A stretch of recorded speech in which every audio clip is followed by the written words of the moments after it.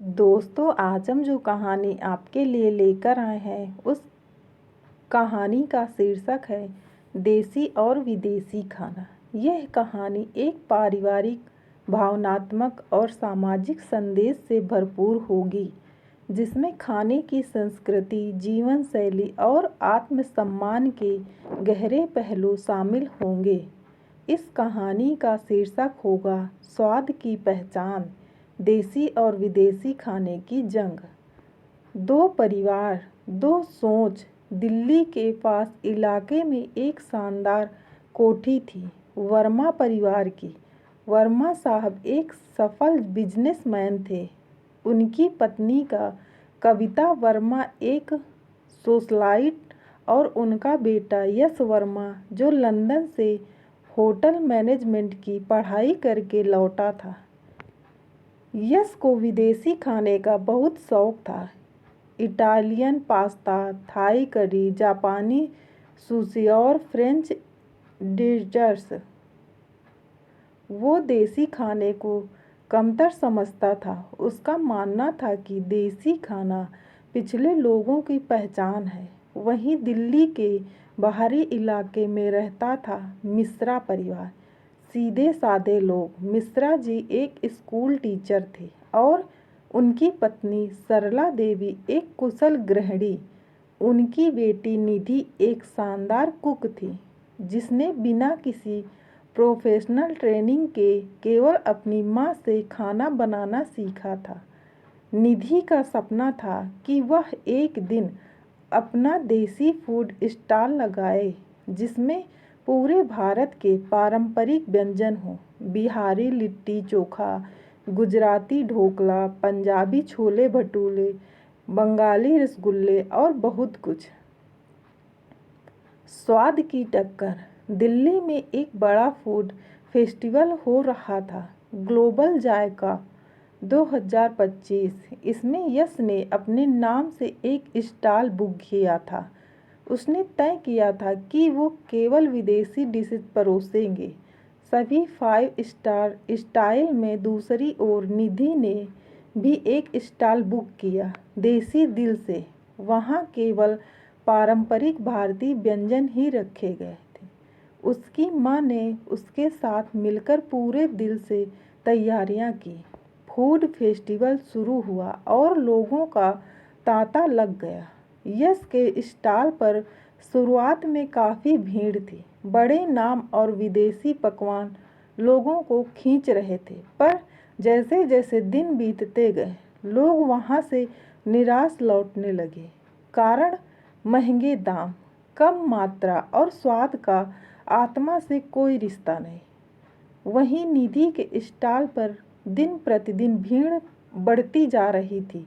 लोगों को वहाँ खाना खाने में घर जैसा स्वाद महसूस हो रहा था। हर बाइट में संस्कृति और आत्मीयता झलक रही थी। प्रतिष्ठा की परीक्षा।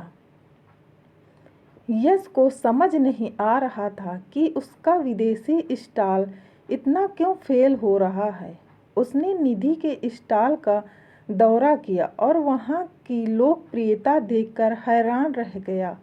उसने देखा लोग लिट्टी चोखा, सरसों का साग, मक्के की रोटी, दाल बाटी और गुलाब जामुन खा खाकर वाह वाही कर रहे थे। कुछ विदेशी सैलानी भी निधि से उसकी रेसिपीज पूछ रहे थे। यश को जलन होने लगी। उसने सोचा, इतना देसी खाना और इतनी तारीफ, ये कैसे संभव है। उसने निधि से सवाल किया, तुम्हारा खाना भले ही टेस्टी हो, पर क्या ये क्लास दिखाता है? क्या कोई अमीर आदमी ये खाएगा? निधि मुस्कुराई और बोली, भाई साहब, क्लास स्वाद से होती है, दिखावे से नहीं। खाना आत्मा को छुए तो वो अमीर गरीब नहीं देखता। बदलाव की शुरुआत। यश का आत्मविश्वास हिल गया था। उसने पहली बार अपनी माँ कविता से देसी खाना बनवाने की फरमाइश की। राजमा चावल। राजमा खाते ही उसने महसूस किया, वो स्वाद जो लंदन में किसी भी होटल में नहीं मिला था। धीरे धीरे यश का नज़रिया बदलने लगा।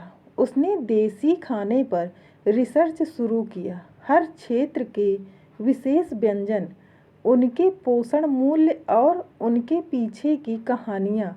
उसे समझ आया कि हर व्यंजन अपने आप में एक संस्कृति है, स्वाद की साझेदारी। फूड फेस्टिवल का आखिरी दिन आया। पुरस्कारों की घोषणा शुरू हुई। अवार्ड गया निधि को। पुरस्कार लेते समय निधि ने स्टेज से कहा, मैं ये अवार्ड हर उस माँ को समर्पित करती हूँ जो देसी रसोई में स्वाद के साथ संस्कार भी परोसती है।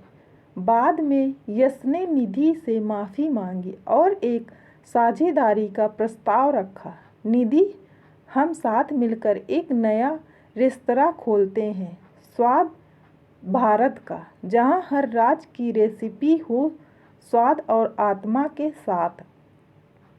निधि मुस्कुराई और कहा, सच्चे स्वाद का साथी मिल गया, अब यह मिशन पूरा होगा।